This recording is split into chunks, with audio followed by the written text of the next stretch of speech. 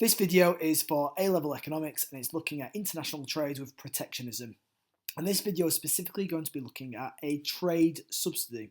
So what is a trade subsidy? A trade subsidy is provided by the government. There is no repayment required and it's there to encourage the production of goods and services. So how it does that is by contributing financially to help cover their cost of production, and by doing that it helps them to protect them against imports because they are more competitive domestically, but also help them internationally with regards to exports. So the benefits of a trade subsidy, well, as I mentioned before, it's going to enhance competitiveness, it's going to boost exports, and because it's protecting them against international competitors, but it's also helping to support their international competitiveness, it hopefully will create jobs.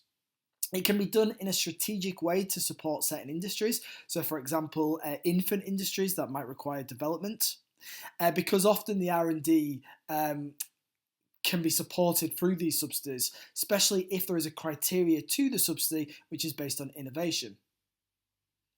There are risks associated with trade subsidies though. So first of all, there is retaliation like you have with any type of protectionist policy.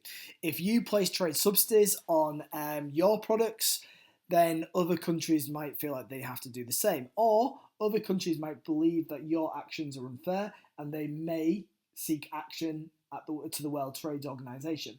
You might even be accused of dumping because perhaps those trade subsidies are really distorting international trade.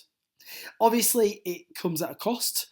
Who is paying that cost? Well, we know it's the government, but who is contributing towards it? Is it the taxpayer? Now, with regards to the diagram of a trade subsidy, what we've got well supply, and that well supply is going to be perfectly elastic because of just the sheer number of global producers across the world. Think about all the countries and the producers in those countries. So if there's a change in price, we expect a perfect response from at least one producer in one country. And we expect the world price to be lower than the domestic market equilibrium because the whole point of this is a protectionist policy to try to encourage and support these industries to compete. Now, just like any subsidy diagram, we would expect, because they're covering the cost of production at any given price, these domestic suppliers now should be able to produce more. So we're going to do a supply shift to the right.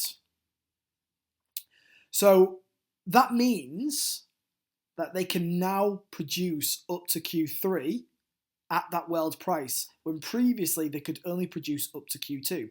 So the difference between 0 to Q2, what it was previously, and now 0 to Q3 is to what it is now. But to get the domestic producer to produce at Q3, the domestic producer needs to be receiving P2.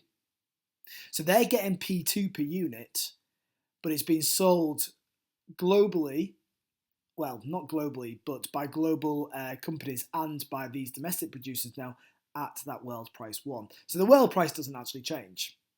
So this is going to be the cost to the government of this subsidy. The producer surplus is going to increase because they're getting P2 per unit. But as we can see, the consumer surplus doesn't actually change at all. There's been no additional gains to consumer surplus because the consumer was always getting at WP1 and that is not going to change. So because of that, what we actually have is a net welfare loss, because that red highlights the cost of the government, which is not, I suppose, absorbed by the increased gain of producer surplus.